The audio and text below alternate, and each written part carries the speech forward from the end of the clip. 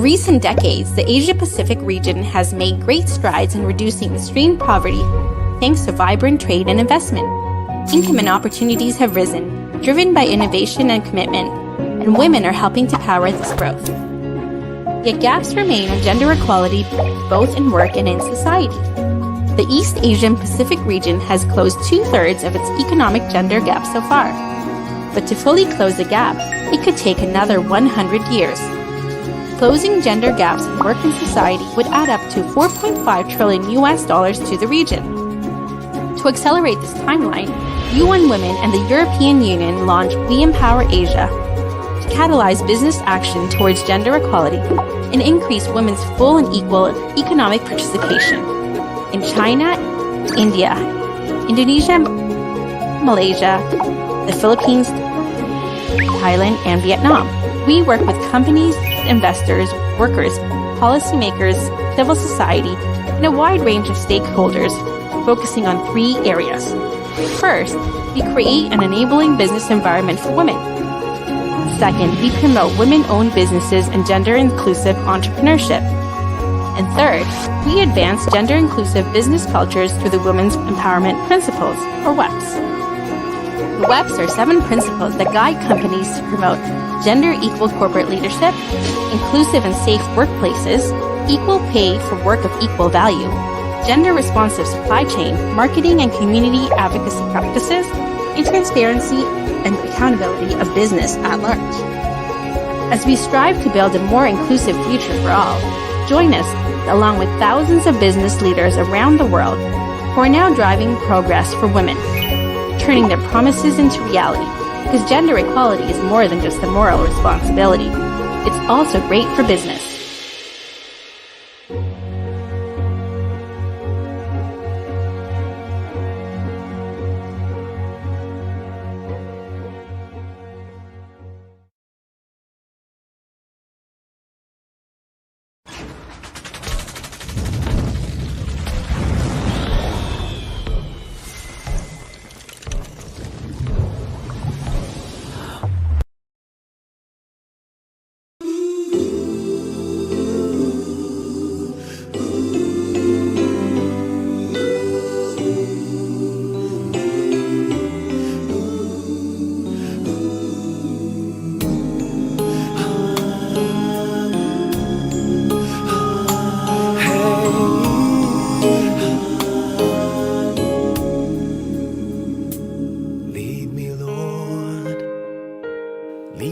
by the hand and help me face the rising sun.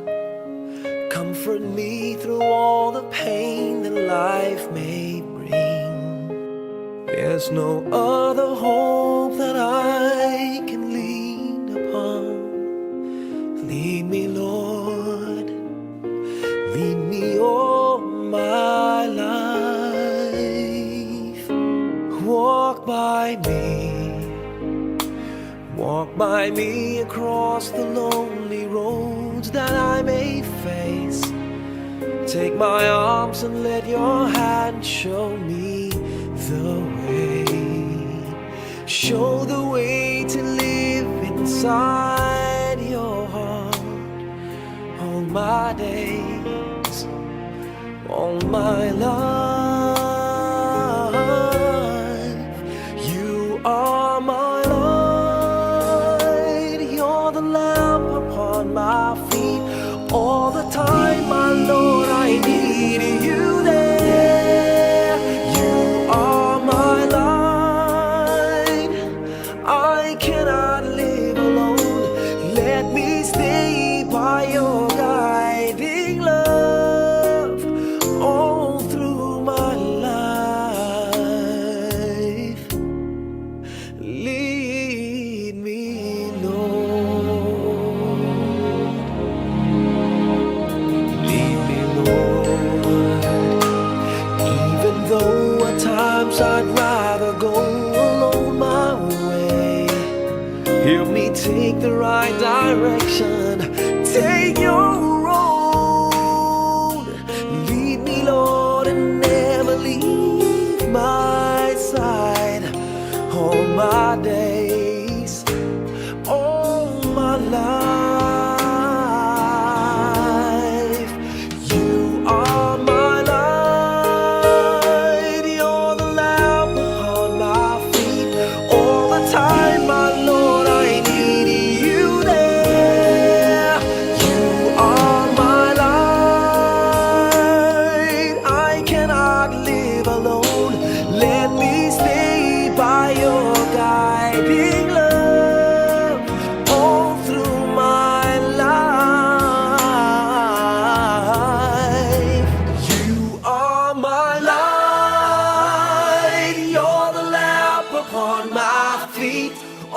time, my Lord, I need you there.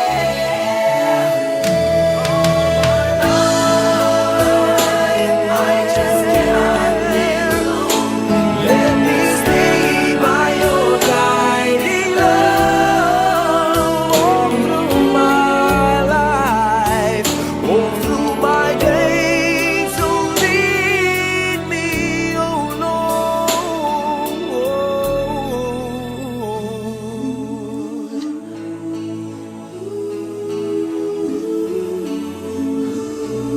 Lead me.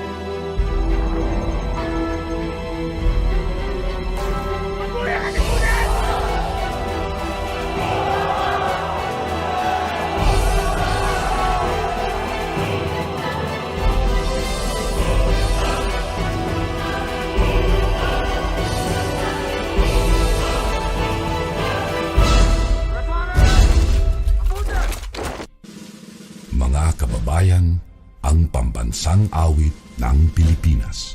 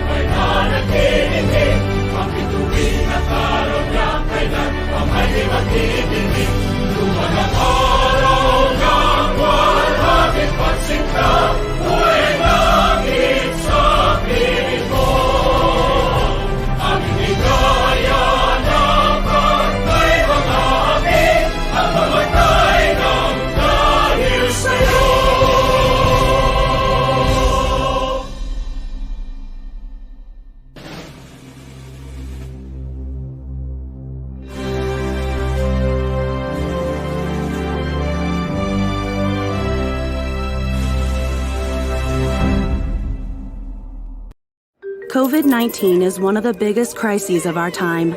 It has impacted every single one of us, shaken our social systems, and disrupted every sector of our economies. The automation of work, combined with the global recession, led workers to lose their jobs at an accelerated pace compared to previous years. And this trend is expected to continue.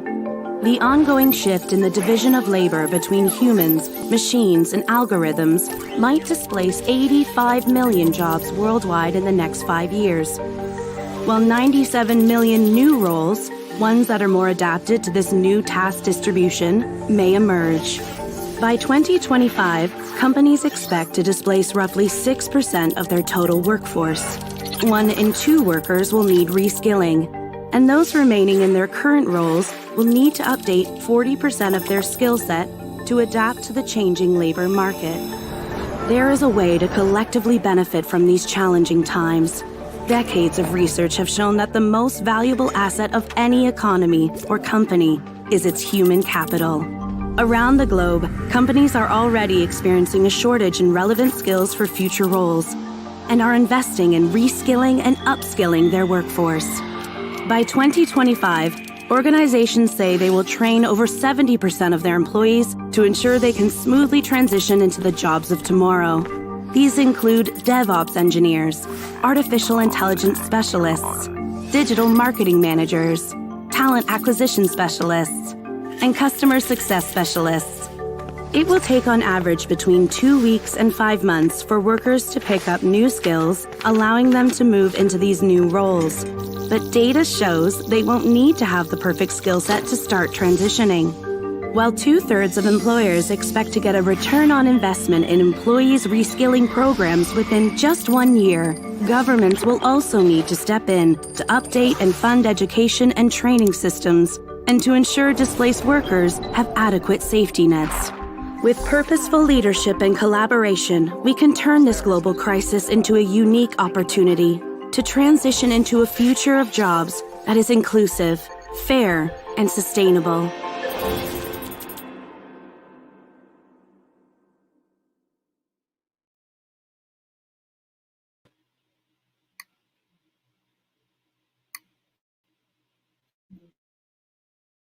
Good afternoon, everyone, and welcome to our event, Women Thinking Forward. So join us as we celebrate the UN International Day of Women and Girls in Science.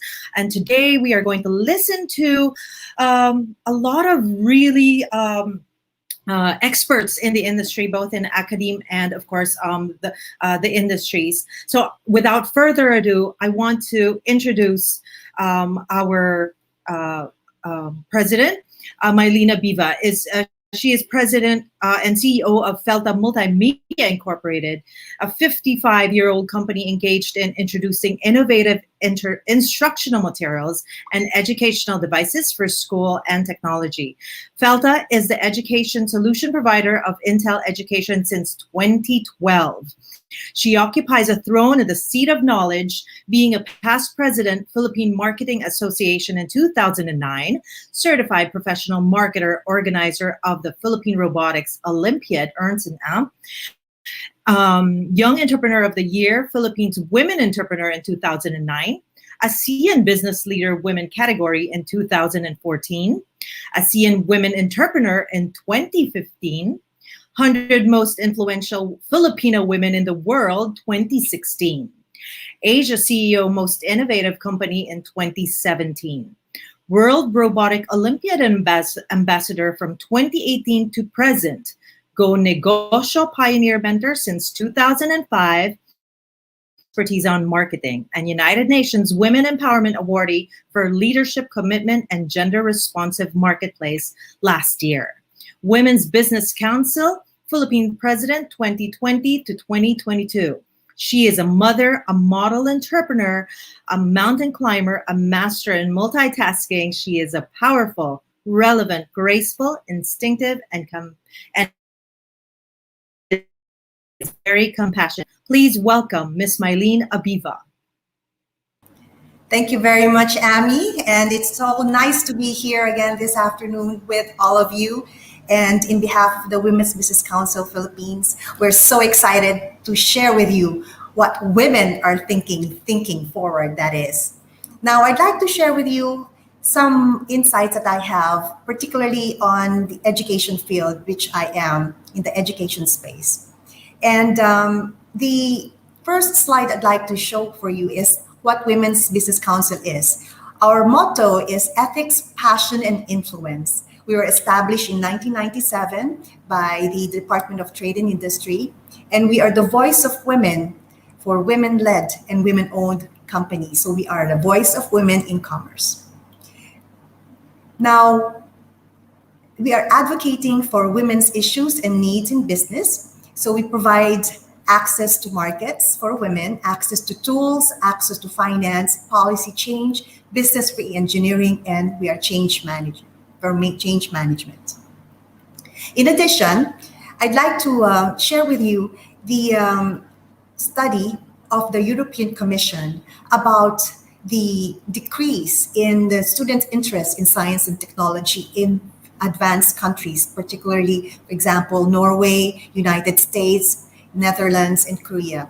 As you can see from the graph, there are less and less students who are interested in science and technology. In addition, the question that was asked during the Rose Project, and they asked this question to 15-year-olds in several countries one of which is the Philippines. And they asked, this question is, I would like to become a scientist. If particularly in the Philippines, 50% of girls would like to be a scientist, and even 60% of boys want to be a scientist, as reflected from the colors of the charts that I am showing you. Now, another question is that in poor countries, everybody wants to become a scientist, but in wealthy countries, very few want to be a scientist, in particularly not the girls. And then a second question in the Rose Project was asked, I would like to get a job in technology, and see the results. Particularly in the Philippines, 78 of girls want to have a job in technology, and 80% of boys want to have a job in technology. And the same results appeared, which in poor countries, there are more students who would like to be in technology. And in wealthy countries, nearly no girls want to work in technology, and even the boys are ambivalent. So this may pose a serious problem in the developed countries. Particularly, I'd like to cite maybe in aging economies, for example, would be Japan. So in this country, there are less and less girls and even boys who would like to be in technology. So what are the implications? So science and technology play a vital role in modern society for a more knowledge-based and competitive society. And if still fewer young people are engaged in science and technologies, companies like those who are listening today will have a more difficult or increasingly difficult time to attract and maintain the right workforce in the future. So what are the other implications? What are the basic skills that students need to engage in the 21st century outcomes? We need life and career skills. We need learning and innovation skills, critical thinking, which includes critical thinking, communication, collaboration, and creativity. And students also need 21st century skills like information, media, and technology skills. Now, in addition, so moving forward, the recommendations, I would like to cite a recommendation as said by the former President of the United States. He said that think about new and creative ways to engage young people in science and engineering, like science festivals, robotics, competitions, and fairs that would encourage young people to create, build, and invent, to be makers of things and not just to be consumers of things. Let's remember that we would like to have a community or a society of makers, not just consumers of things. And then the European Commission also said that there should be a reversal of school science teaching pedagogy, from mainly deductive inquiry to inquiry-based science education, or IBSE. So IBSE has proven, particularly the girls. So those girls who are benefiting in promoting the science in girls' interest, and also participation in science subjects. Now, the Rose Project also have recommended that the prime importance of values, attitudes, and meaning for the interest of science and technology should be emphasized in schools or in the educational system. And teaching has to be motivating, meaningful, and engaging. Teaching should link up to what the learners bring to the classroom, which means life skills they can bring through experiments, through robotics, for example. And in particular, there seems to be a need to humanize schools.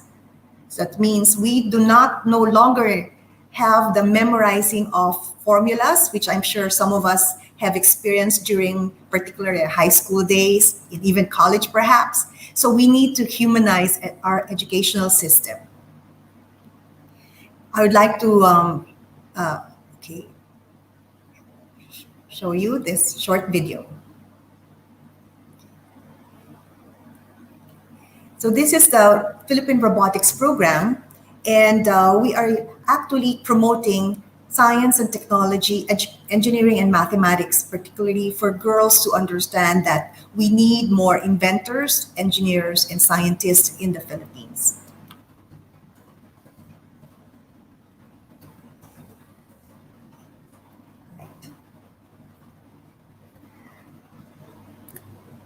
Okay.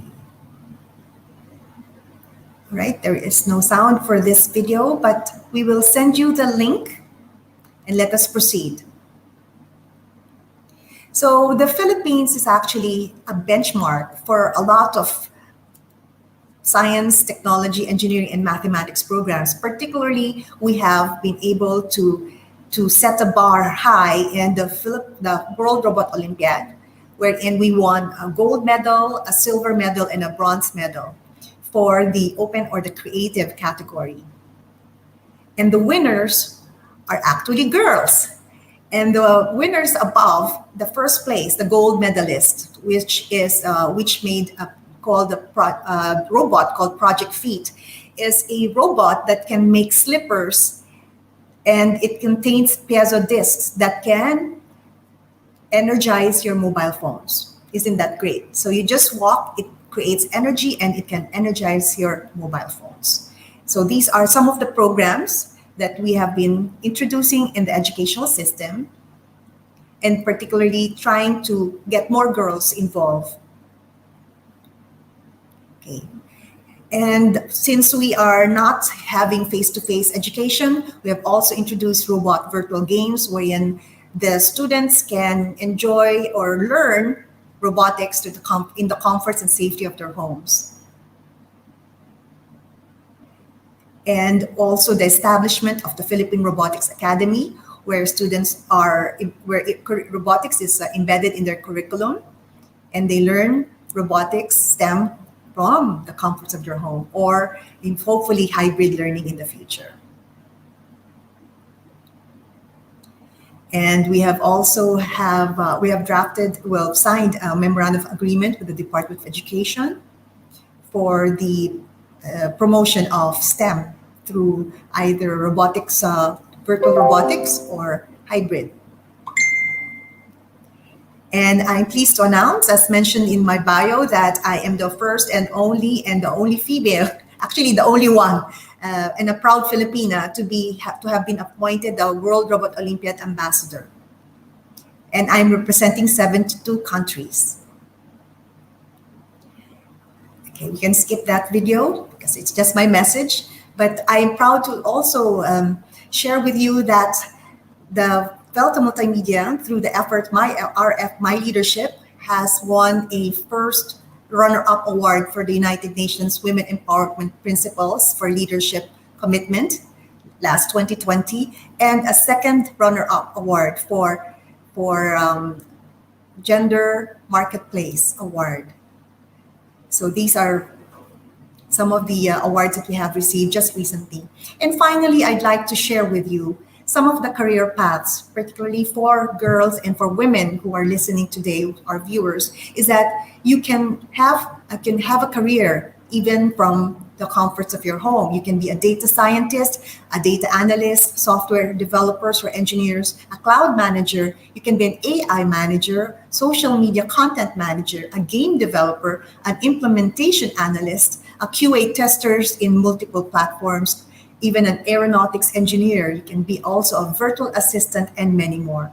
So what I'm saying is that the science, technology, engineering, arts, and mathematics is the way to go as jobs of the future. So with this, ladies, gentlemen, and women who are listening, our viewers, thank you so much for spending your afternoon with us. And we have more learnings to come in the next few minutes. Thank you so much, and God bless.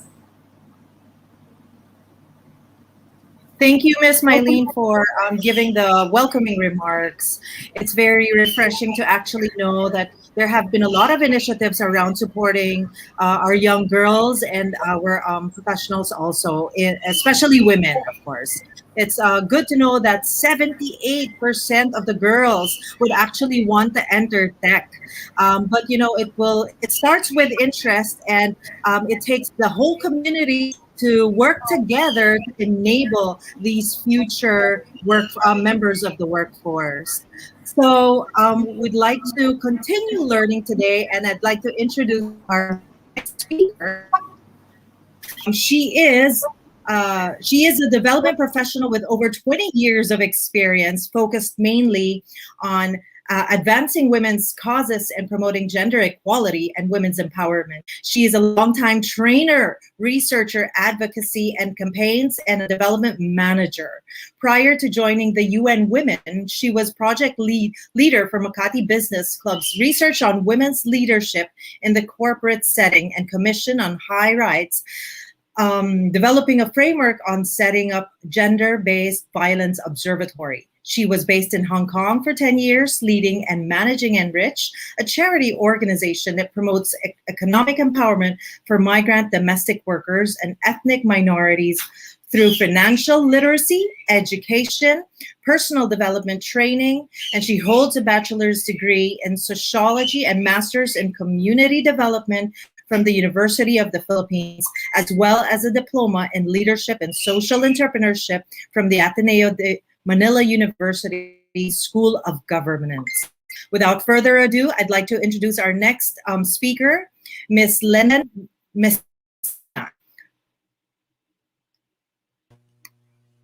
Thank you, Amy, for that introduction. I felt like I'm applying for a new job already, but I am very pleased to be part of this conversation and really excited to hear and watch a lot of the different developments that is happening at the moment in the space of science and technology, and how, Mylene is also really leading the campaign to make sure that women and girls are not left behind in how this future, and where this could bring us. I am very pleased to hear how Mylene has set the tone already, why this is so important as a conversation to have. What is the value of science and technology at this time? But the celebration is not really without a basis. And I'd like to show a very short video clip why the UN Women and the United Nations, for that matter, has really designated February 11 as the International Day for Women and Girls in Science and Technology. So if we could show that very short video, please.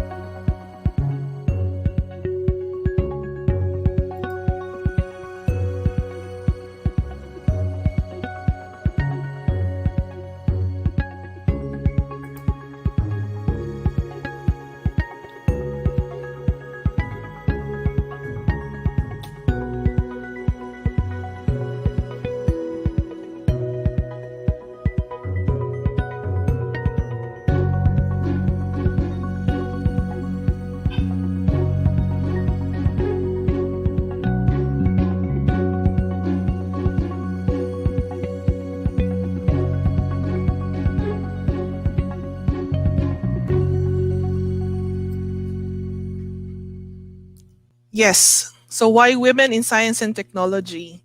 The video said it all, but I'd like to really highlight that if we will not see more and we will not support more women and girls in science and technology, we're missing half of the entire population, half of the world's talent, and we will not be able to really maximize the contribution that they will be able to make, or we will be able to make. I myself is a graduate of a science high school, and I really admire a lot of the different innovations and findings that the scientists I've known have been doing, but a lot of it are behind the scenes. A lot of it are unnoticed until it became very, very important, and it became really now the time to use them and really maximize them. So I think there is really a very, very strong case for us to start moving forward in encouraging more women and girls in science and technology, because the possibilities of finding very good innovative solutions to day-to-day problems, to world's greatest problems shouldn't be left. Um, should also be, should also be the opportunity for women to take part in. Outside the innovation and the problem solving abilities of women scientists and women engineers and women in the IT or technology industry, we are also missing the opportunity for them to contribute to the economy. The value of the work that they will be able to do is just so much that would propel one or two regions to really move up in the economic development index. And that's what we want to really, at this point, be able to maximize. And everyone hearing this message, everyone who would really be thinking of opportunities and the career for the future should really start thinking and looking at science and technology. How long should we wait?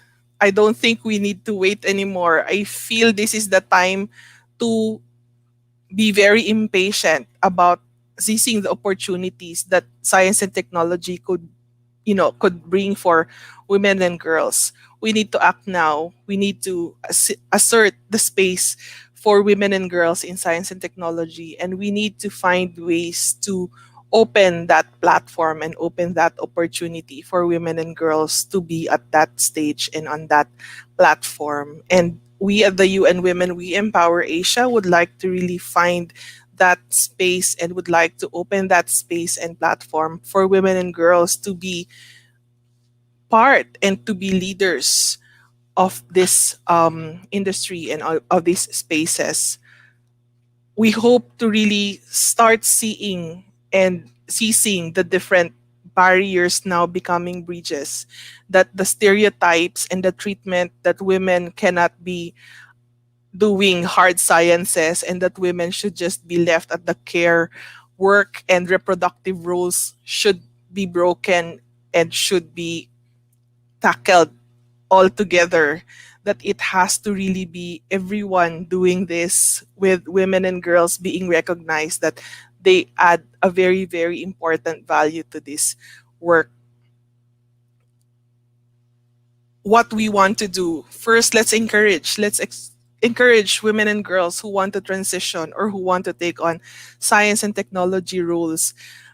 It has been very difficult in the earlier years when there were no models to really look up to and follow, but I feel right now, with all of the information and all of the knowledge being shared, there are just so many we could take inspiration from and be our aspirations. And I hope, if we have parents attending and taking part in this conversation, or if we have students taking part in this conversation, don't stop and continue to find that space for you and find it now.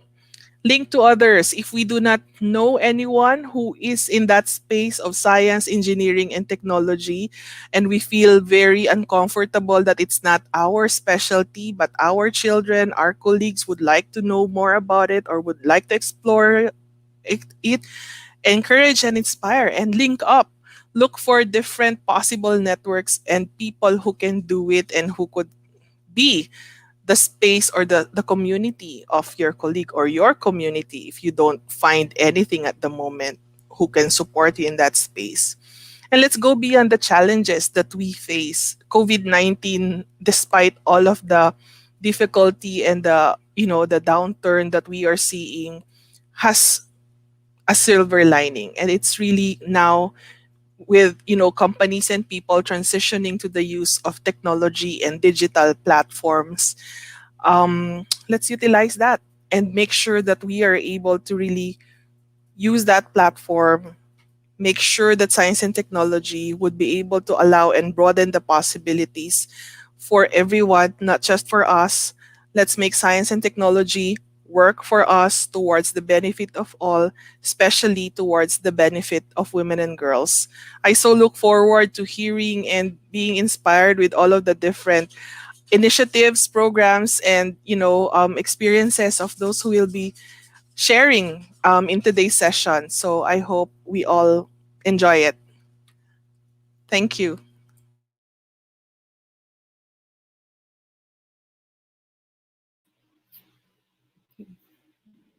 Thank you, Miss Len Len. Indeed, it is seizing the moment. So there are definitely a lot of platforms, digital platforms, which are girls and women can actually go to learn.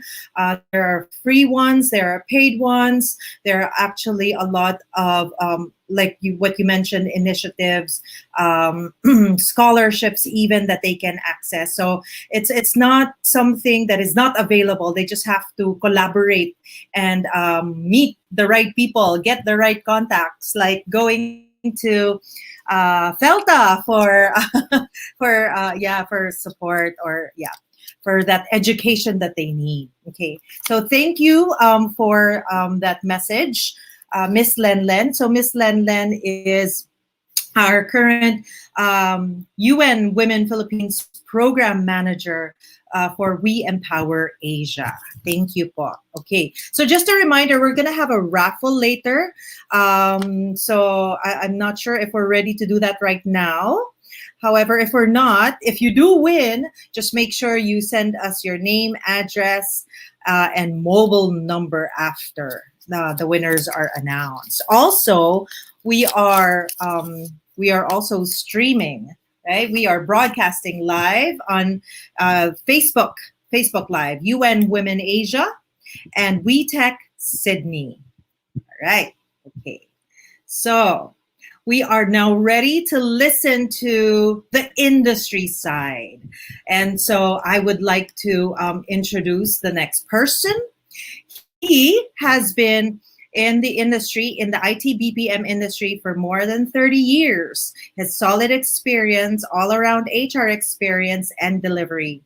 This includes recruitment and talent acquisition, human resources, operations, compensation and benefits, employee and industrial relations, employee engagement, communications training, and leadership development, as well as organizational development and managing mergers and acquisitions. So he's been involved in the industry for more than I can remember, in different industries such as semicon, telco, consumer, healthcare, automotive, and food, from BPOs from the US, Australia, local ones, local players, and the Asia Pacific. So without further ado, please welcome our next speaker, Mr. Eric Concepcion.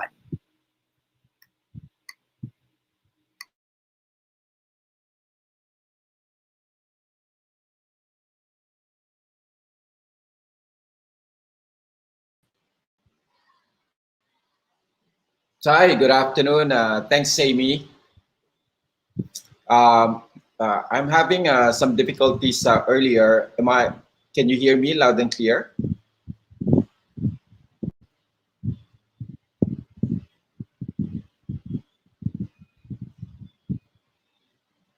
Hi, Amy. I'm just double checking if you can hear me.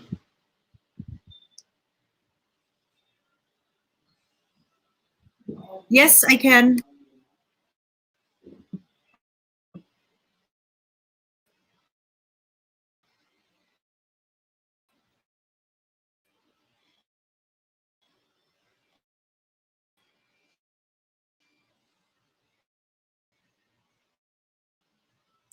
Okay.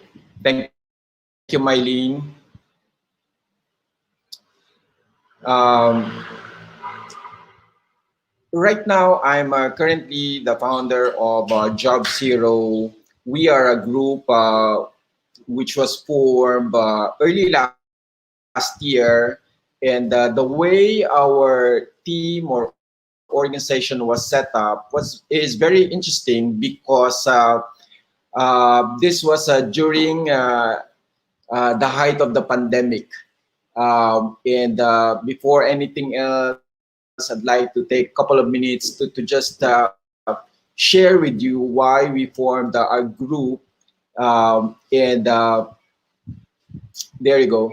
And so when the pandemic was becoming a threat, we formed a think tank, understanding what would be the potential impact, because for the past 20 years, the BPO has been growing at a double-digit pace, very, very aggressive growth. And we were thinking what would this pandemic do to our BPO opportunities, opportunities that can be felt all around the nation and so forth. So, and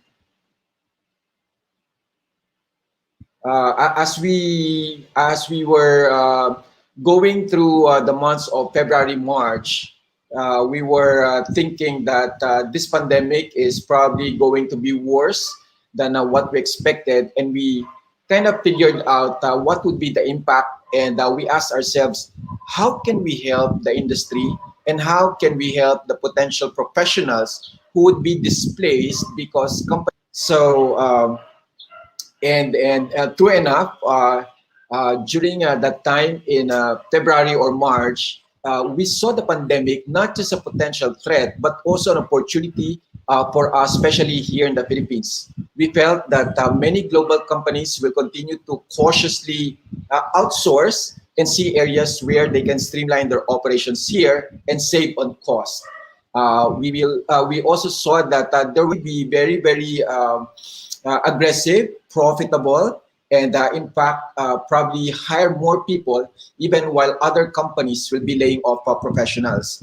These are in the areas of health, medical, nutrition. So these industries will locally non-value contributing workforce will be unfortunately the first to be displaced. And we were saying this in February or March.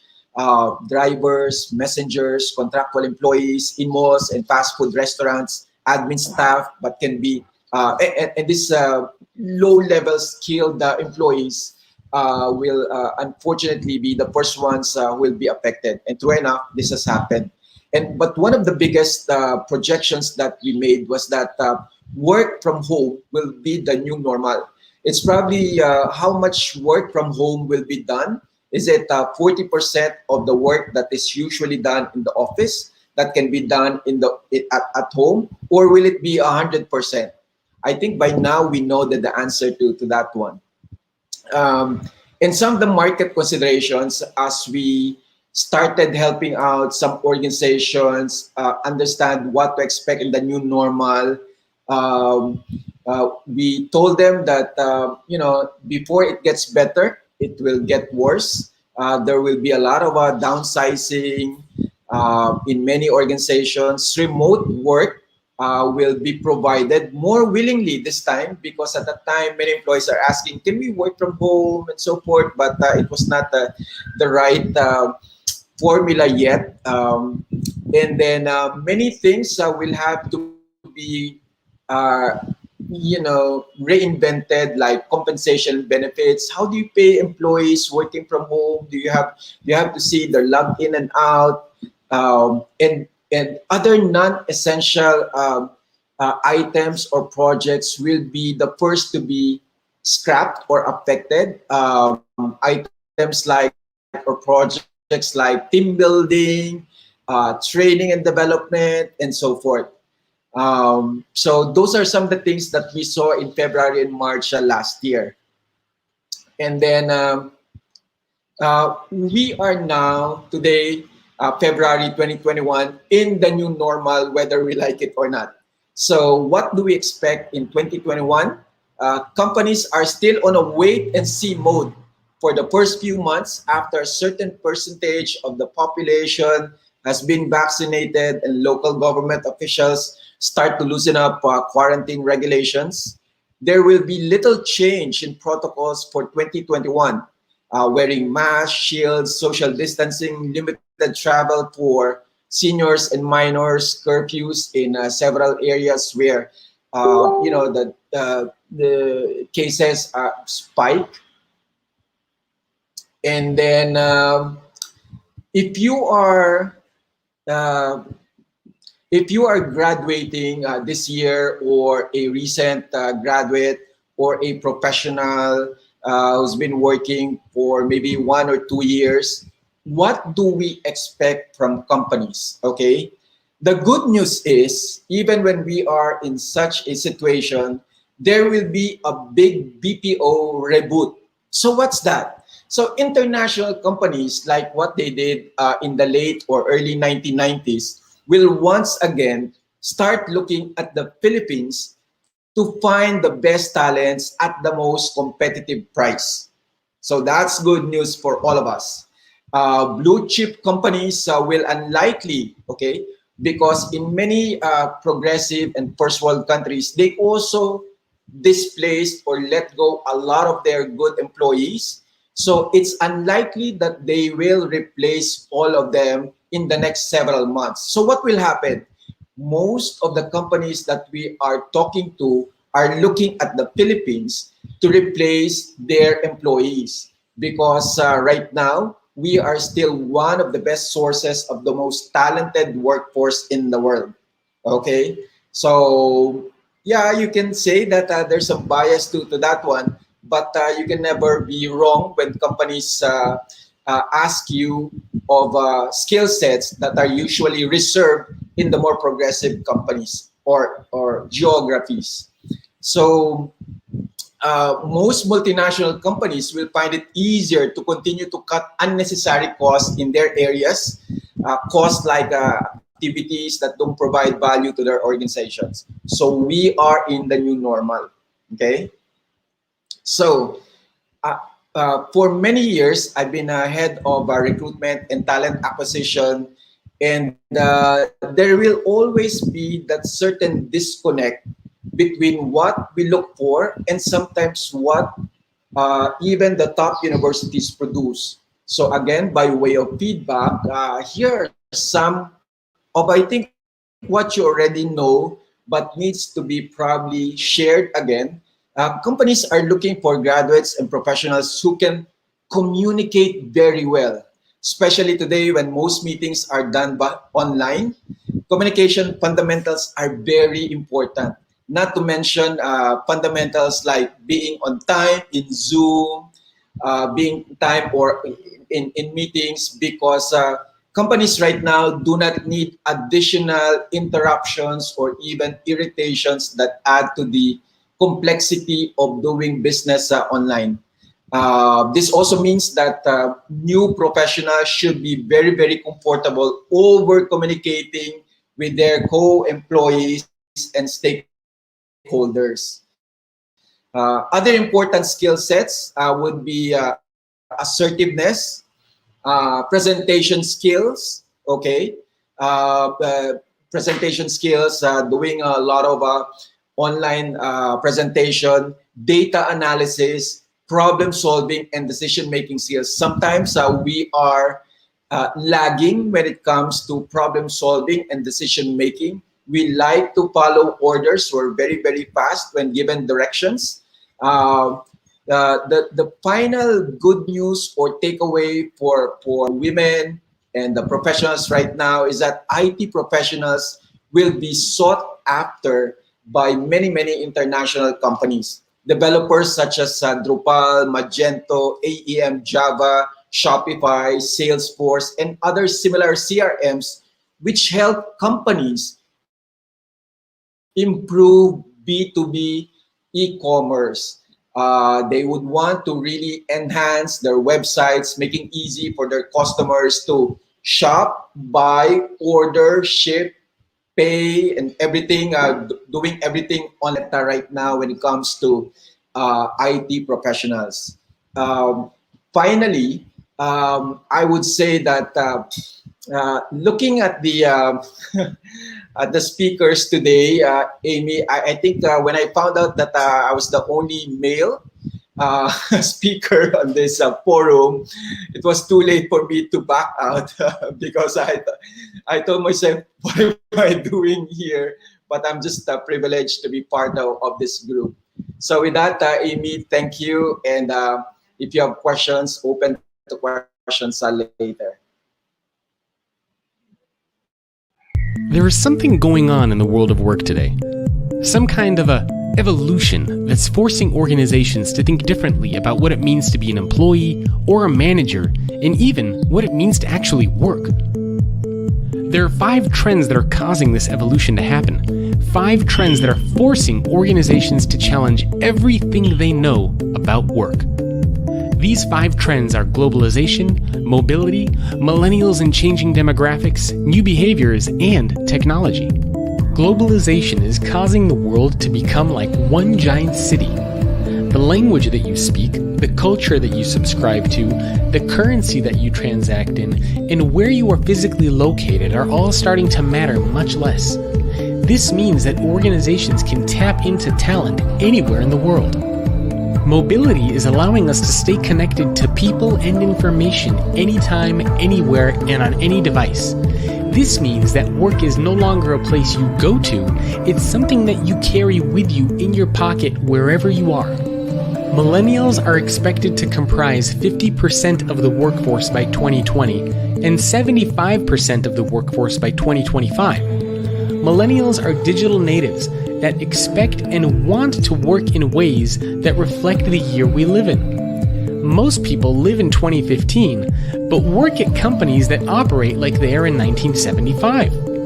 Although millennials are driving enormous organizational change, it's important to remember that the future employee is anyone that is changing their behavior and mindset to adapt to the changing workforce. This means it doesn't matter if that person is 22 or 62. New behaviors are rapidly entering our organizations. For example, we are all comfortable living a more public life. We share our thoughts in blogs, post reviews on Yelp, have our entire professional history on LinkedIn, share pictures on Instagram, rant on Twitter, and engage in open conversations on Facebook. In fact, virtually every aspect of business behavior has changed, including the way we share, communicate, collaborate, teach, learn, find information, access technology, and create content. This is forcing organizations to fundamentally rethink and reimagine the way we work. Technology such as big data, wearable devices, collaboration platforms, the Internet of Things, and cloud computing are enabling us to work in new ways while keeping us more engaged and productive. In the future of work, technology is the central nervous system of the organization that enables everything else to function. Together, these 5 trends, combined with an unprecedented war for talent, is forcing organizations to shift their mentality from creating a place where they assume employees need to work there to creating an environment where employees want to work there. When we think about the future of work, the organizations that can most effectively make this shift from need to want are the ones who will be able to attract and retain top talent. This means that if your organization doesn't think about and plan for the future of work, then your organization will have no future.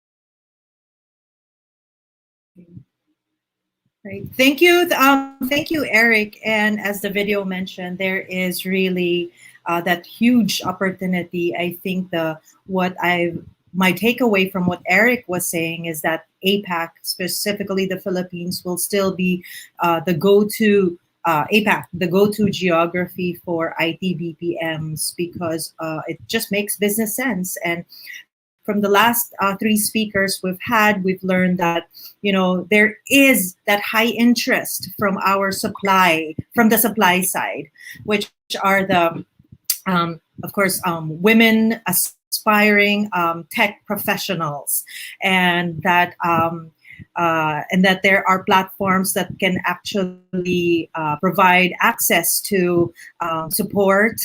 There are a lot of initiatives already existing, and we just have to access them. So there is demand, despite what is happening today, and despite what happened in 2022.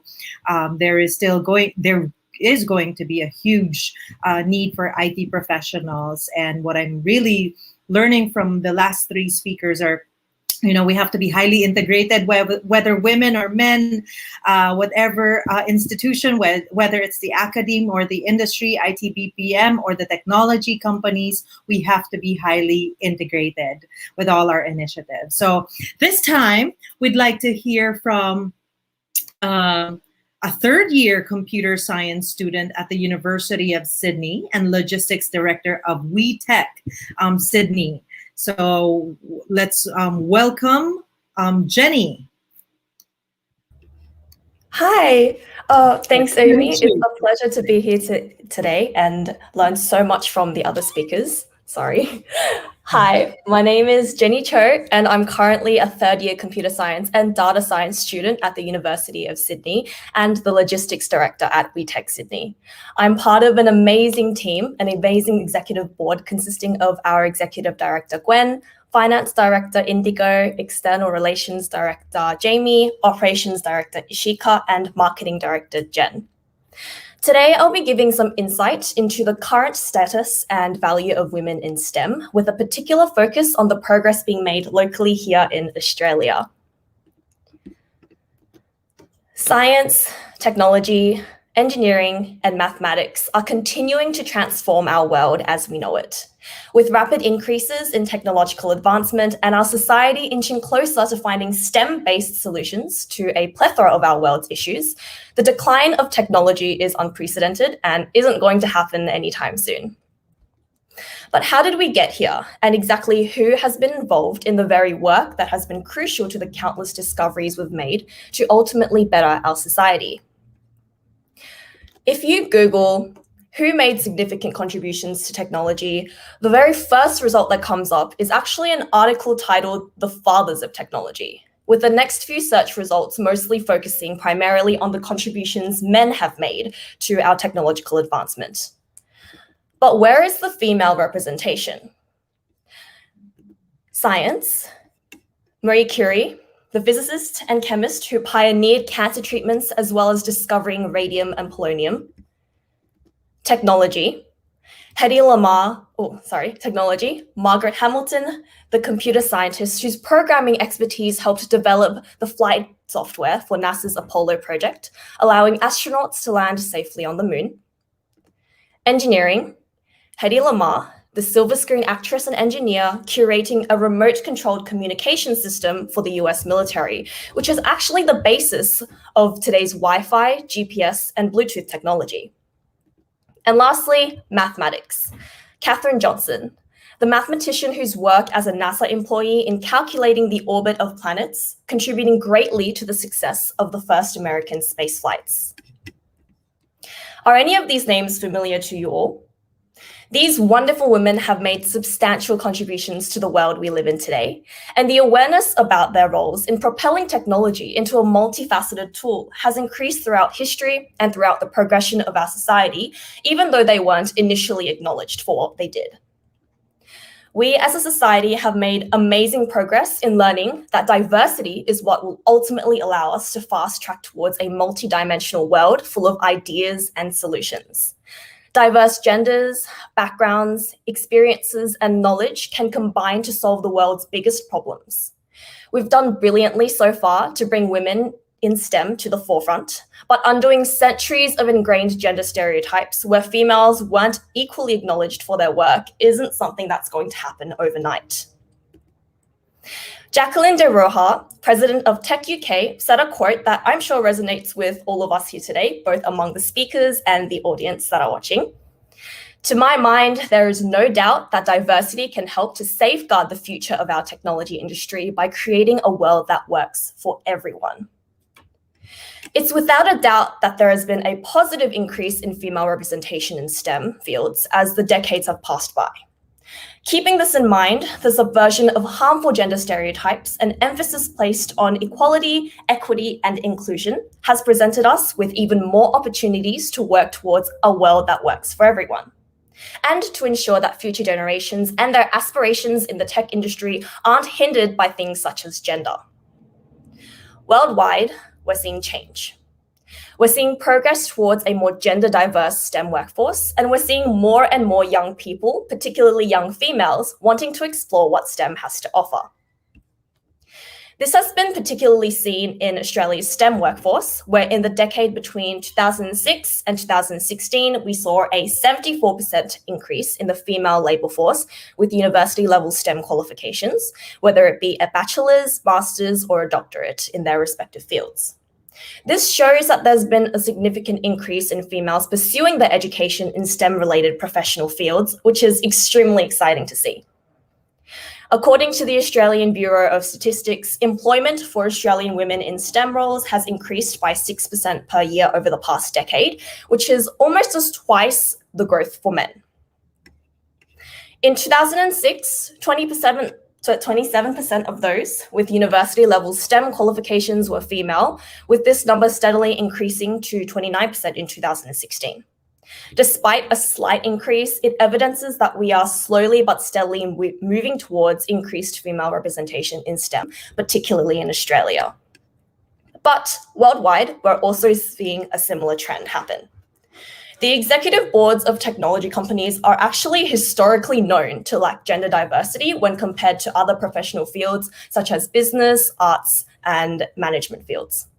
However, Catalyst.org reports that the representation of women within board directors in the IT industry increased from 14.8% to 17.9% in 2019. Interestingly enough, a review of UK patent applications found that in 2016, the proportion of new inventions registered by women were increasing, with Russia in particular having 16% of their patents filed by women, opposed to very, very little proportion in the past few years. Also, in South Korea, the proportion of females in STEM research and development fields have doubled compared to a decade ago, which is also extremely excellent to see. The progress is small, but it provides the momentum we all need to spark even more creative ways to further the representation of women in STEM. Governments and organizations have curated and implemented a plethora of initiatives to work towards this. We've seen this in the Australian government with the launch of the Advancing Women in STEM strategy in 2020, with programs such as the Science in Australia Equity Program receiving government funding. This program collaborates with universities, schools, and workplaces in order to further female representation in STEM-related fields, along with formally recognizing the achievements of females in the Australian STEM environments, whether they're in university, in the professional workplace, or out in research. Furthermore, the government has also developed a STEM equity monitor to gather statistics and report on female participation in STEM-related education and professional sectors. This information is then going to be used to ameliorate and improve the current strategies that are in place and make way for new innovative solutions to even further the cycle that we're trying to perpetuate here. WiTech itself has come up with our own efforts towards the education, inspiration, and empowerment of females in STEM, aiming to further work towards female representation in STEM. We are one among many organizations working in unity towards this goal. What are some of the initiatives that WiTech have orchestrated so far? WeTalks. Various women in tech located in each of our chapter locations come together to speak on their personal and professional experiences. This allows us to learn context-specific nuances of what working in STEM is like, as well as raising awareness on the very important of these experiences in molding the landscape of our STEM education and professional sectors. WitCon, a conference where students and professionals congregate and celebrate women in tech through a blended mix of speakers and workshops. This showcases the plethora of opportunities in the vast array of STEM fields that women are able to pursue and empowers them to bite the bullet and take the leap into the world of tech and not be hindered by factors such as gender. We, as WiTech Sydney, want to partake in catalyzing change in our local area.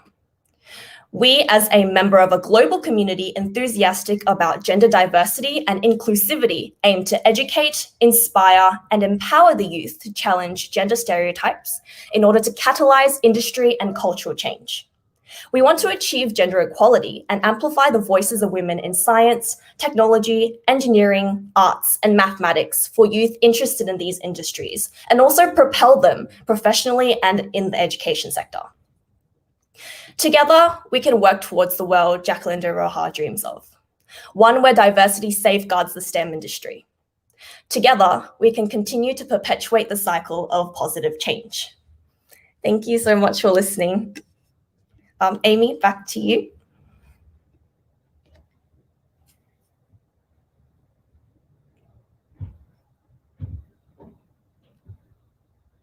Oh, Amy, you're muted. All right. So yeah, thank you very much, Jenny. I think there's there are interesting events that you guys organize, and that's really good. And I would encourage also, audience from our different countries to also do the same, like arrange for conventions, conferences, and workshops. I think these are good, healthy platforms, so that girls and young professionals who are women, of course, would have the first hand information from those who are actually in the industry, and they would know it can be like a confirmation that it's not that difficult. We can actually make it in tech. I know for sure that women.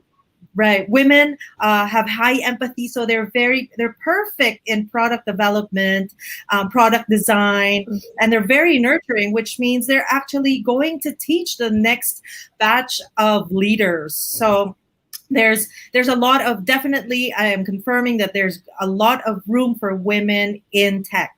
So thank you for your message, Jenny, and I hope we are taking away, the audience is taking away also a lot of, I guess, encouragement to do tech and join, do a lot of STEM work, and eventually be part of, again, the workforce, technology.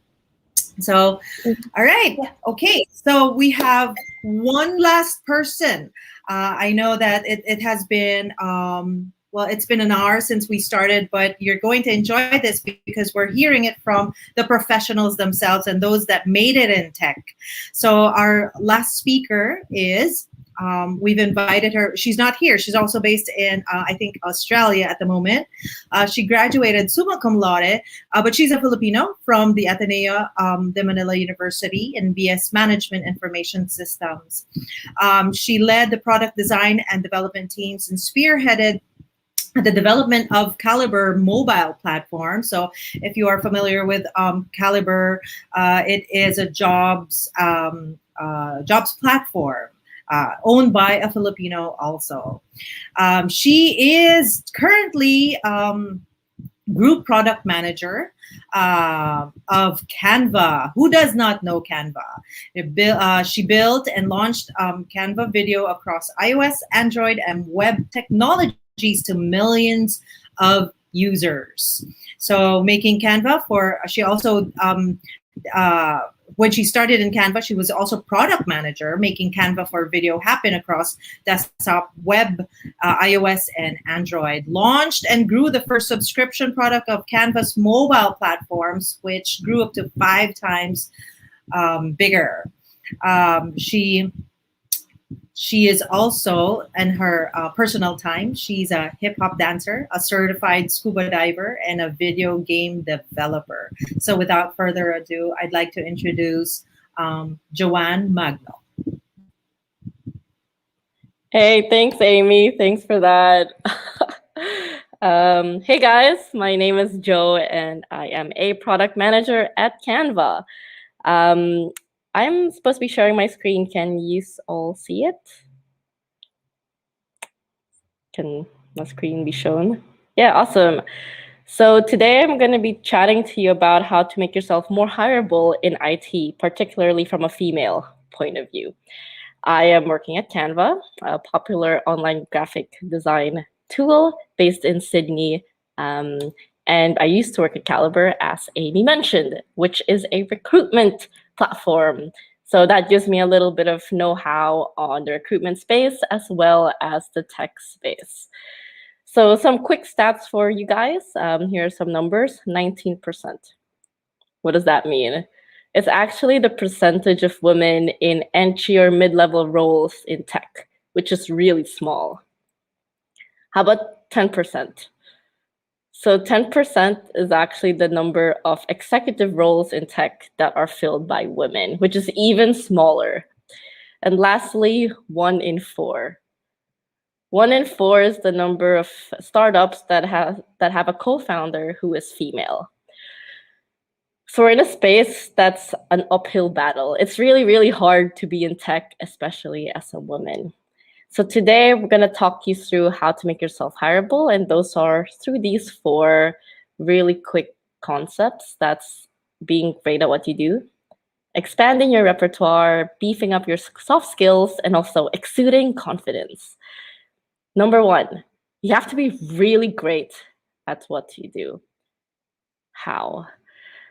You have to form a really deep knowledge in a particular area. To be good in tech, I can't stress this enough. It doesn't matter what programming languages you kind of know. If you aren't good at them, you will not get great jobs. And if you're applying for a senior role, you have even more to prove. In our technical interviews at Canva, we have different levels of questioning that is ranging from those who are more senior and those who are more junior. And obviously, people applying for more senior roles have questions that are way more difficult. And really, with startups and large tech companies, that's what they look for. They look for technical talent, and they test you on your abstract and applied software engineering skills. So to land jobs in the space, you have to be really good at what you do, and you really have to invest in your craft. So these are some sample interview questions of how they test you in your craft. The second thing is you have to constantly expand your repertoire. Within the software engineering realm, you can have specialized skills, like a skills tree. So no matter what your role is in engineering, your technical skills actually define most of your career. You're constantly keeping up to date with the latest trends in tech, the latest programming languages. The top 5 fastest programming growing skills in tech, according to LinkedIn, are React.js, Docker, AWS, Node.js, and MongoDB. In comparison, LinkedIn skills that are in really high demand but short supply are blockchain. The Bitcoin rage is all over the internet today. You've got cloud computing, you've got analytical reasoning, AI, and UX. For example, at Canva, we find it extremely hard to find people in data science, in AI, in search, and other specialized fields. But we have endless openings for software engineers. So specialized technical fields are obviously more high paying and really will just expand the kinds of work that you'd have access to. Here's just a quick overview of how jobs and specializations differ. We have so much jobs in web development, more than 1,000 of them. So this data, I pulled it from Seek. But we have fewer jobs in iOS and Android development, but the jobs there are higher paying. So as you expand your repertoire, if you're an Android developer, you can have access to more jobs if you started learning web dev, if you started learning iOS dev. And as a web developer, you can actually earn more by learning specialized skills in Android and iOS. So as an engineer, always expand your repertoire. And the more expansive your repertoire is, the more options you have. The third thing that you have to do is to beef up your soft skills. So we're in tech, we think it's all about the hard skills, but it's not. When you get that job, your technical skills will only take you so far. Now you need soft skills. Soft skills are a huge plus, especially when you're interviewing. All interviewers test for soft skills. They look at how well you communicate. They look at how well you work with people. At Canva, we have a special interview that just tests your soft skills. And this is not the only company that tests for soft skills.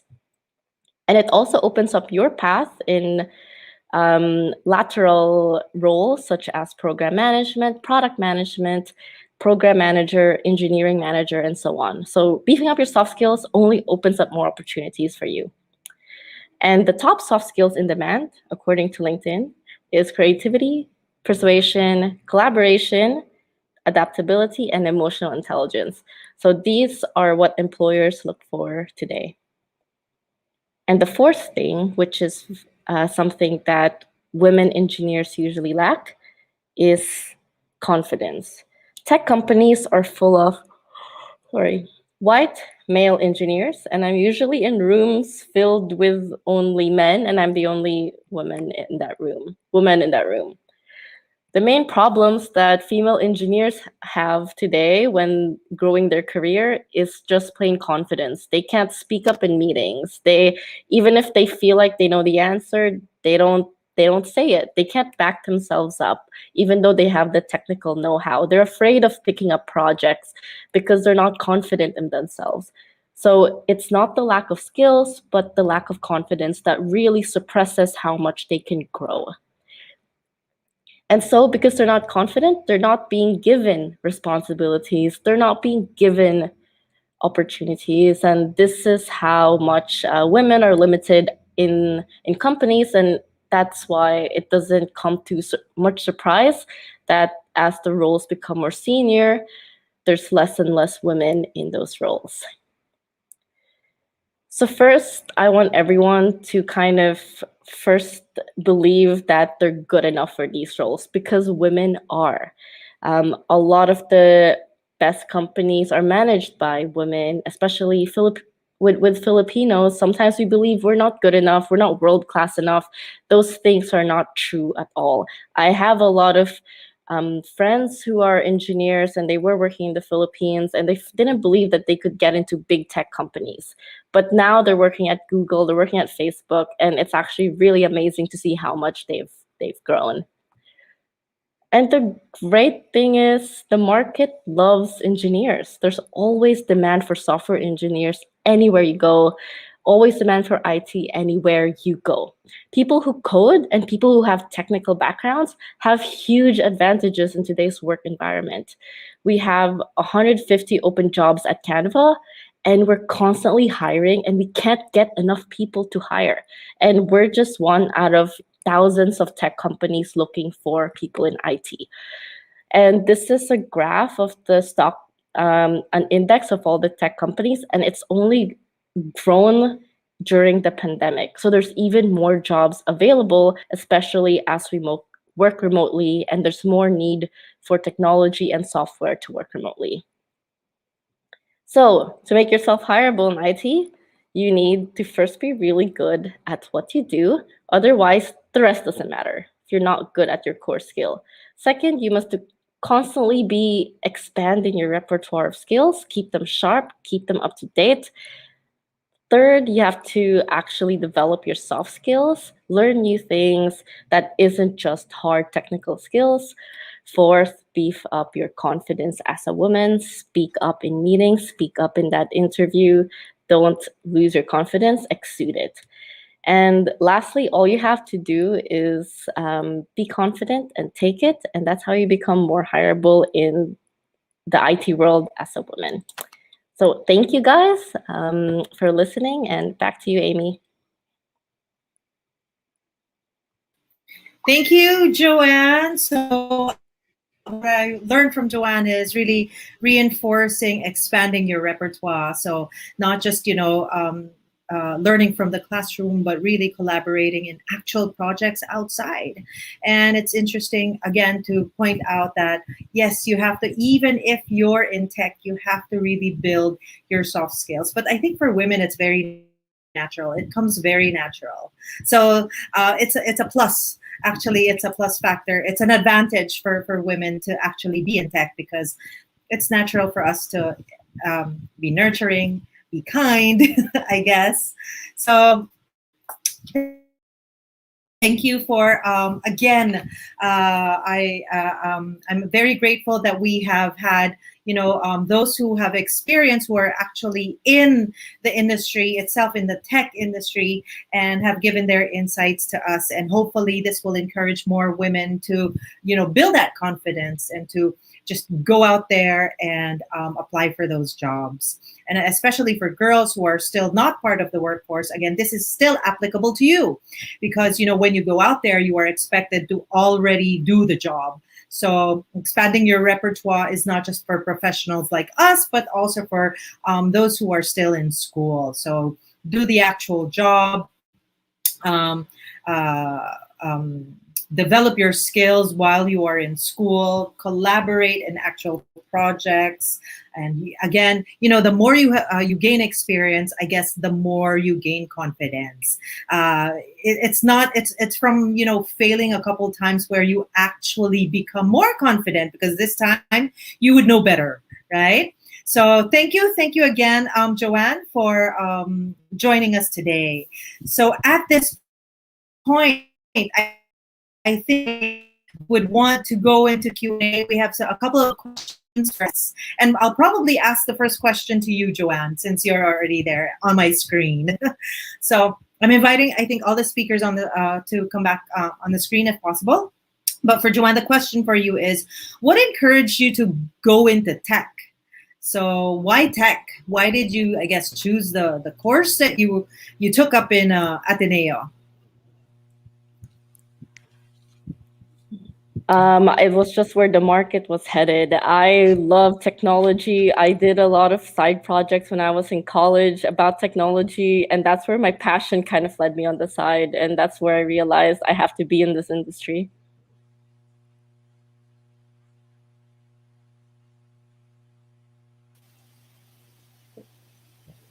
So it was, that's good. So it was your passion and you just, went to go get it, right? Okay, so for Jenny, okay, the question for you is, what are the common fears? So because WiTech actually organizes WeTalk and WitCon, what are the common fears women in the conferences that you've been to or the talks that you guys have facilitated? The fears women who want to enter tech actually felt. So what were those fears that they talked about? I think personally, the biggest thing that I've faced and the biggest kind of fear that turned into a reality in the classroom was essentially walking into a computer lab and expecting at least a few girls there. But there was this one instance where I was literally the only female in a room full of like 20 other guys.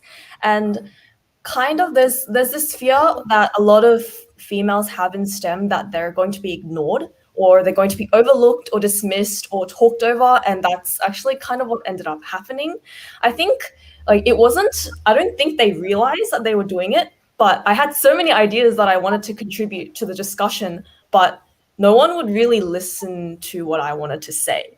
So I think that's one of the most common microaggressions, I'd say. The other one is that I don't know if they do this on purpose as well, but a lot of people just assume that just because I'm a girl, I don't know as much about what's going on technically, or I don't have as much technical knowledge. But I feel like that's just it's not correct. But yeah, I think those are the two biggest fears and microaggressions that I experience personally in the classroom. Yeah.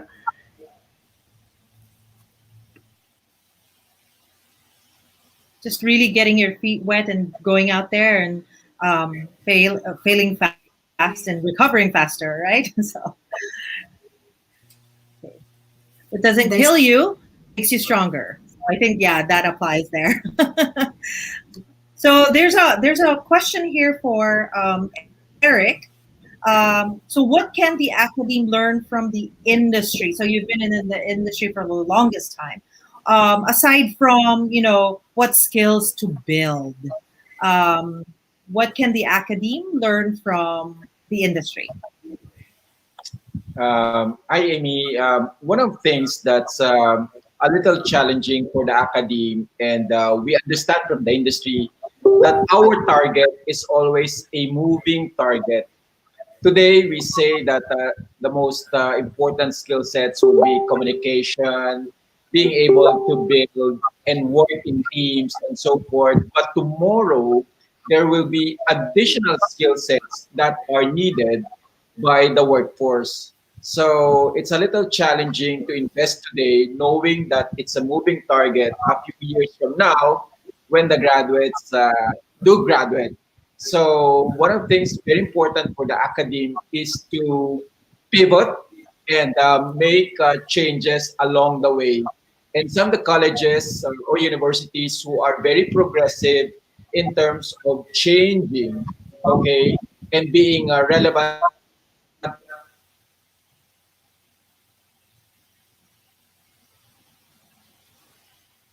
in the uh,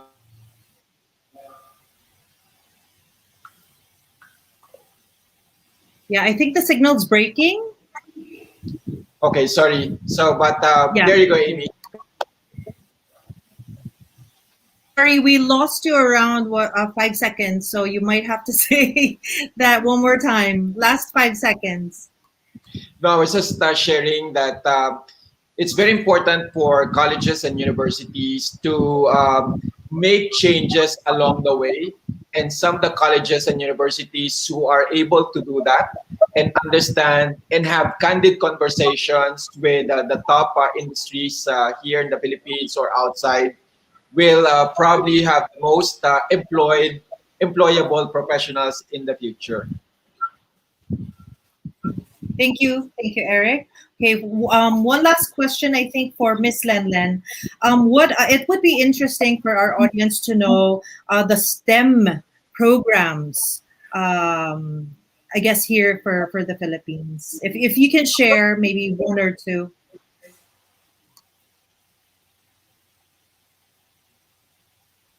Miss Sorry. Le, I think yeah. you. Yeah. Okay. I think there are a lot of different organizations now taking extra step or doing the extra mile to promote STEM, especially for women and girls. I would really commend Felta Multimedia for championing, girls in the robotics. But I also know that ILO is also leading a special program for science and technology in partnership with Meralco Foundation, and I hope to really see other private sector groups and companies, especially among the BPO industry, who are really now taking on their next level of preparation for their workforce into the future of work initiatives. There are also other companies who are doing boot camps, linking with different other colleges and universities so they could give a taste of what their requirements will be like for the future, so that the students will be able to assess and ascertain where they would like to be in terms of the field that they want to go on. But I think outside what really is the trend and what is going to be the next big thing for employment or for opportunities, I also would like to highlight the point that Jenny has raised earlier in terms of how women, despite proving themselves and being very good at what they do, despite all of the skills that you have, you still need to prove yourself and you need to still make that extra effort to show that you can do it, that you know, and that you have things sorted. And we hope that all together we could find ways to break that and really facilitate and make sure that we make pathways and create pathways for all of these opportunities to be made available for everyone, especially the women and girls. So the confidence, I think, should be there. But outside being confident, I know that I'm hearing and learning from the very young girls and the millennials at this time.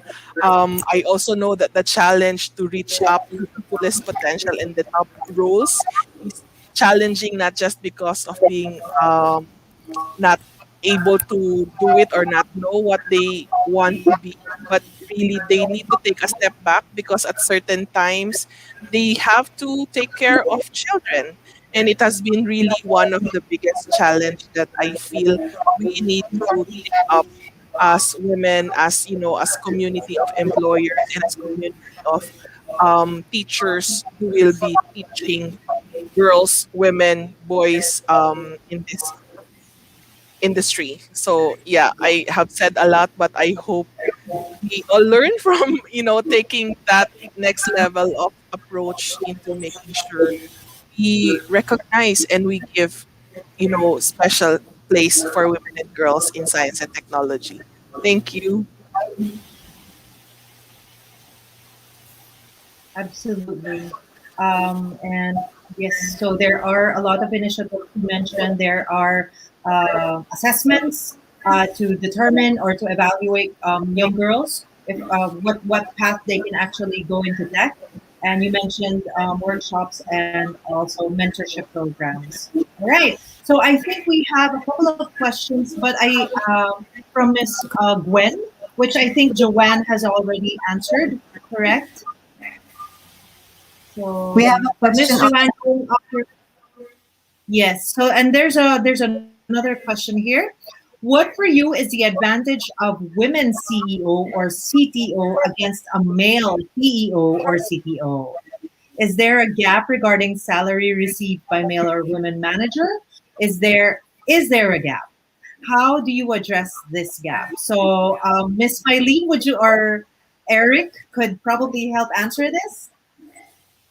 Well, I will answer it in the point of mindset because when I started the robotics program some 21 years ago, we didn't have any girl, no single girl. Only in the last, I would say, 8 years did we have girls in the program.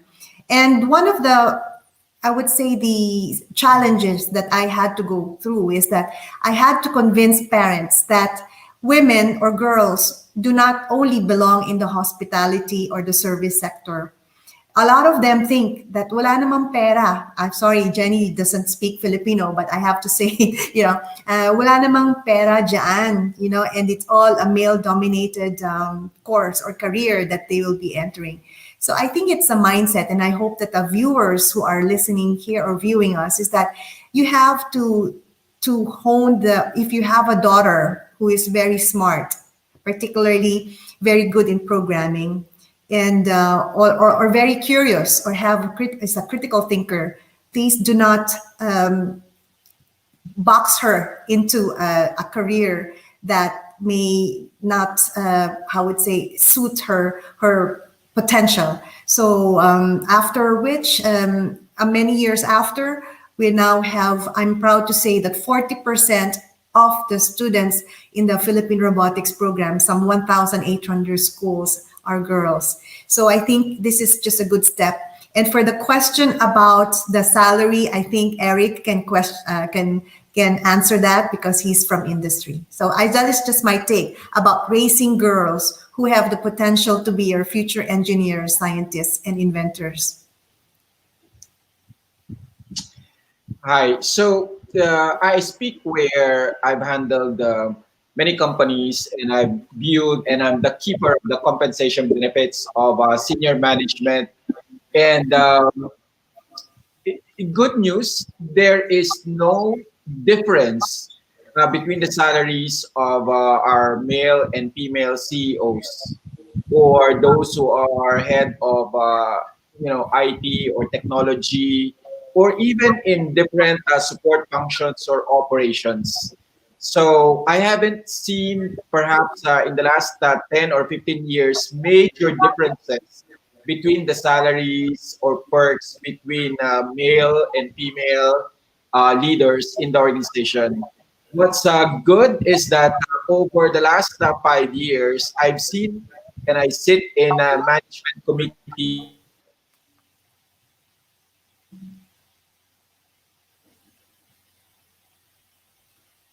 Yeah, Eric?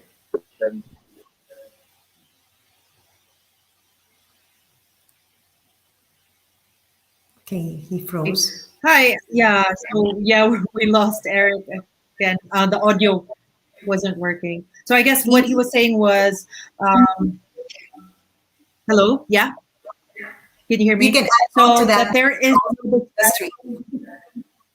yeah, there is no disparity or difference between female and male in terms of compensation and benefits. So we should all go and apply for to be a CEO then. Yes, Eric, are you back? Yeah, I would like to share that in the last 2 or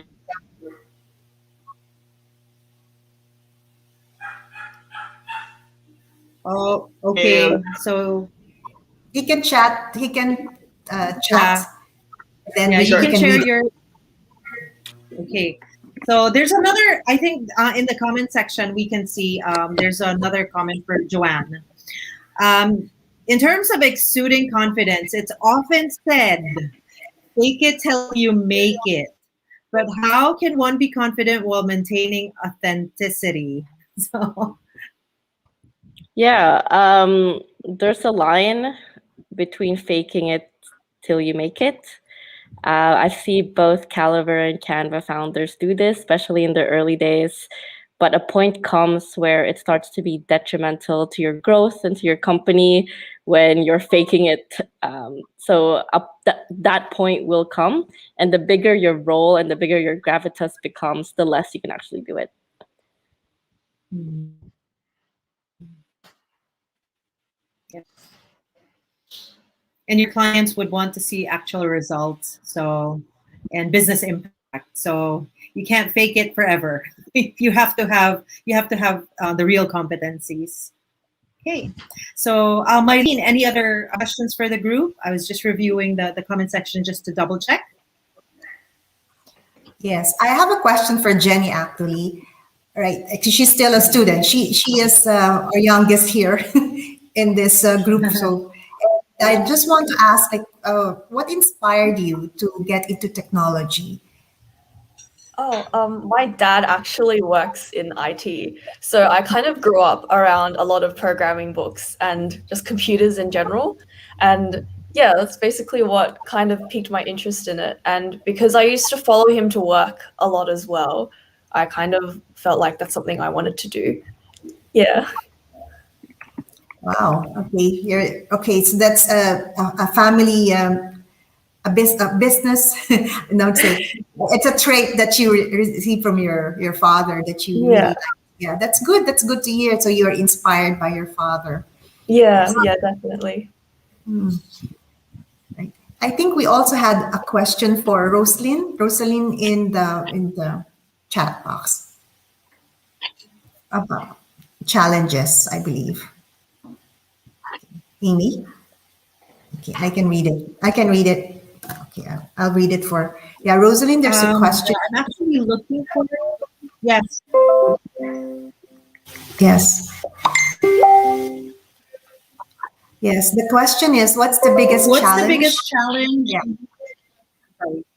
Go ahead. Go ahead. Okay. All right. What's the biggest challenge you faced in the industry as a woman, and what are the skills necessary to overcome these challenges?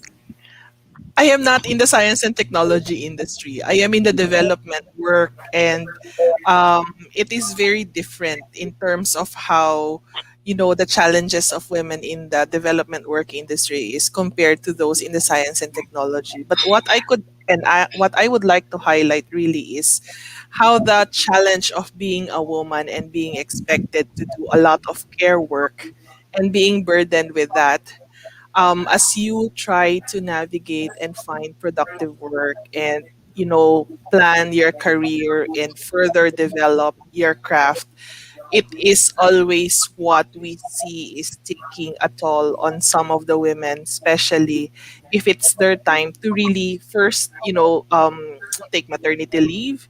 And after the maternity leave, looking after young children and how they would make sure that things are all sorted for their family and their children before they go back to their work.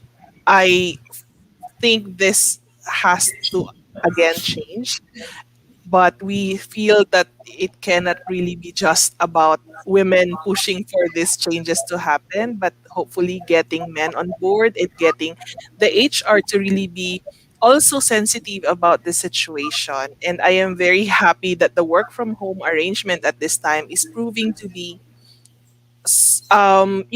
proving to show that even if women are placed in the household and also would bring their work at home, they are able to deliver.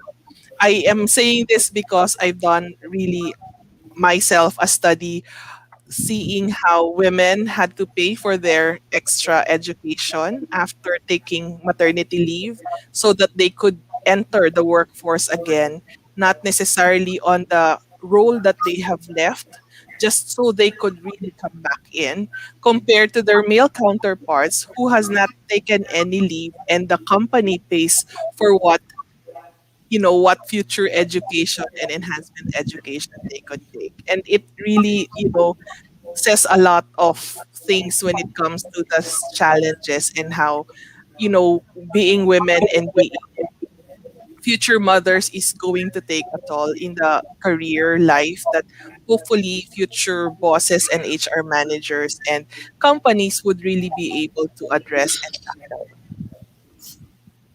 Great. Yes, Amy. Thank you, Miss. Yeah, thank you, Miss Len. I'd like to also read comment responses from by Joanne and Eric. So answer the question, if women had the same confidence level as men, that would make them more hireable. That means that at a young age, teaching women to be very confident, to give them achievements and successes so they can get their confidence. Confidence and self-sufficiency aren't taught to young girls and should be. Okay. In the question of should there be are there a lot of women in leadership? Eric's answer for ITBPM is, well, in the ITBPM there are actually 60%, 70% women leaders. So I think we just really need to keep encouraging women to or convince them, because it begins with them, right? They have to initiate, they have to want it. So I wanted to summarize the points that I've taken away, or I'm taking away from all our speakers today. So from what Joanne said, she was looking at this, she was scanning the market, what's going to be needed really out there, and this is how I'm going to plan my career.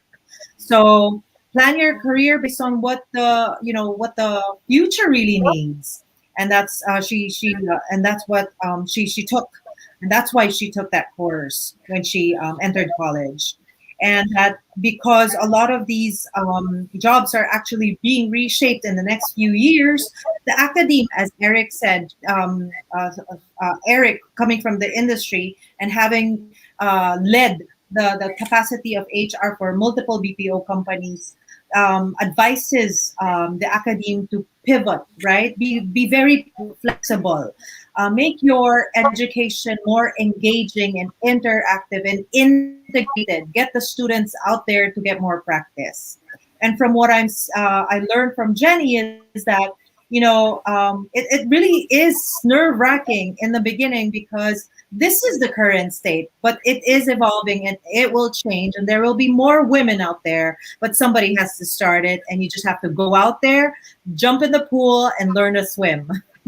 Because a lot of, like what Miss Lenlen is saying, there are a lot of initiatives, kumbaga, Lifesaver, Salvavida, right? There are a lot of tools that you can actually get from the community, from ILO, from FELTA, also the collaboration also with Meralco, to assess, to determine where young girls can actually go into the IT profession, which I guess category they can go into, design, development, and whatnot. There are mentors out there, and it's just really, it will take our initiative, right? And our decision to actually be part of it and get the training we need. So with that, I think I'd say, Ms. Mylene, yes? Let's have a group photo before we move on to the raffle.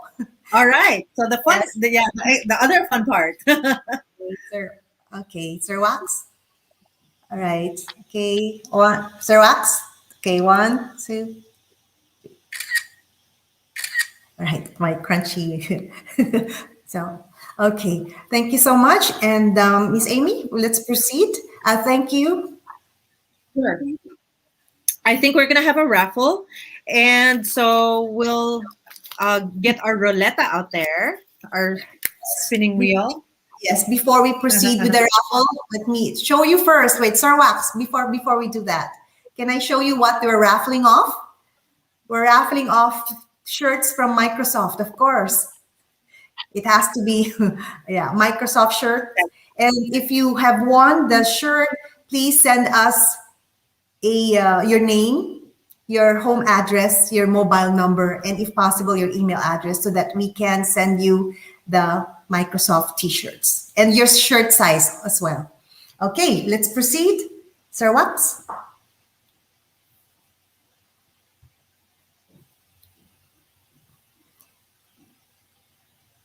Our first winner for the Microsoft shirt.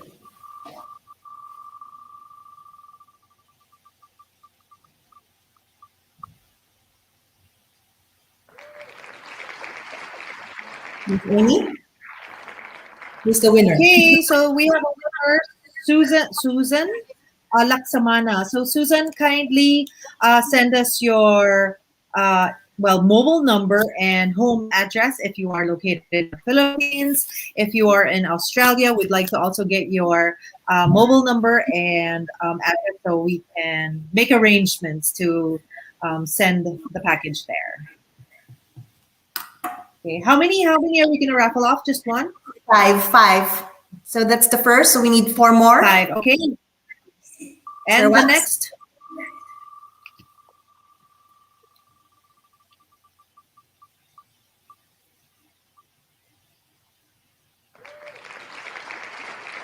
Joanne, can you read the winner?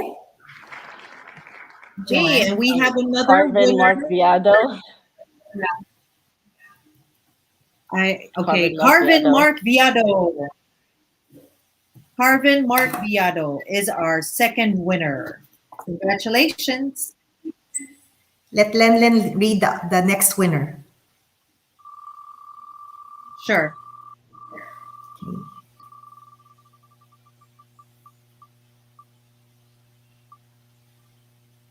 Everyone's so quiet. Wow, Fiona. Miss Fiona Galera. Wow, that's a nice name. Congratulations. Fiona. Miss Jenny, you can read the next one, and then Miss Amy Eric can read the last one. Okay, Jenny?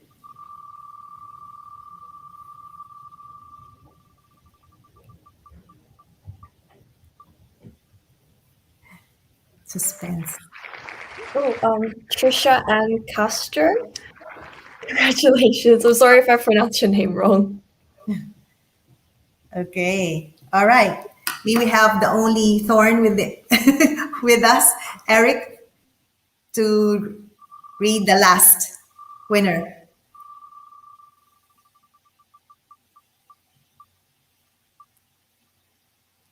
Everyone's so quiet. Is Eric still on? Or maybe Joanne can read it. Yeah, Joanne. Ethel Joy Gapuz. Okay, Ethel Joy Gapuz. Ethel Joy Gapuz. Sorry. All right. So congratulations to our 5 winners: Susan Laksamana, Carvin Viado, Fiona Galera, Trisha Castro, and Ethel Gapuz. So congratulations. You will get your Microsoft t-shirt soon. All right. I think that ends our afternoon or early evening, Mylene. Thank you to all who have participated and to all our viewers around the world and, of course, here at home, the Philippines. And I'd like to not yet, please, Amy, before we end, we will be sending a certificate of participation to all the registrants, almost 200 of you. And for the speakers, we will send as well a certificate of recognition. Thank you so much for your time. So this will all be sent to you. Virtual certificates will be sent to all. Amy? Okay. So thank you very much, everyone, and thank you. Hope to see you in our next event. So good evening. Good evening.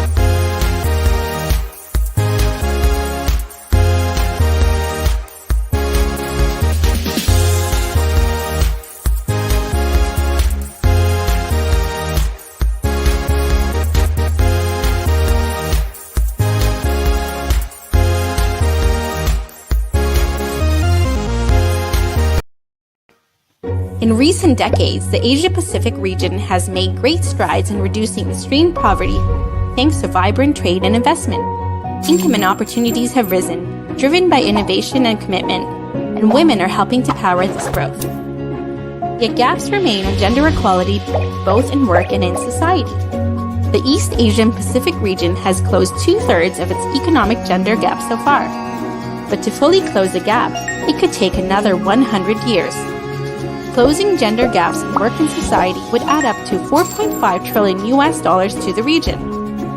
To accelerate this timeline, UN Women and the European Union launched We Empower Asia to catalyze business action towards gender equality and increase women's full and equal economic participation. In China, India, Indonesia, Malaysia, the Philippines, Thailand, and Vietnam, we work with companies, investors, workers, policymakers, civil society, and a wide range of stakeholders, focusing on 3 areas. First, we create an enabling business environment for women. Second, we promote women-owned businesses and gender-inclusive entrepreneurship. And third, we advance gender-inclusive business cultures through the Women's Empowerment Principles, or WEPs. The WEPs are 7 principles that guide companies to promote gender-equal corporate leadership, inclusive and safe workplaces, equal pay for work of equal value, gender-responsive supply chain, marketing and community advocacy practices, and transparency and accountability of business at large. As we strive to build a more inclusive future for all, join us along with thousands of business leaders around the world who are now driving progress for women, turning their promises into reality, because gender equality is more than just a moral responsibility. It's also great for business.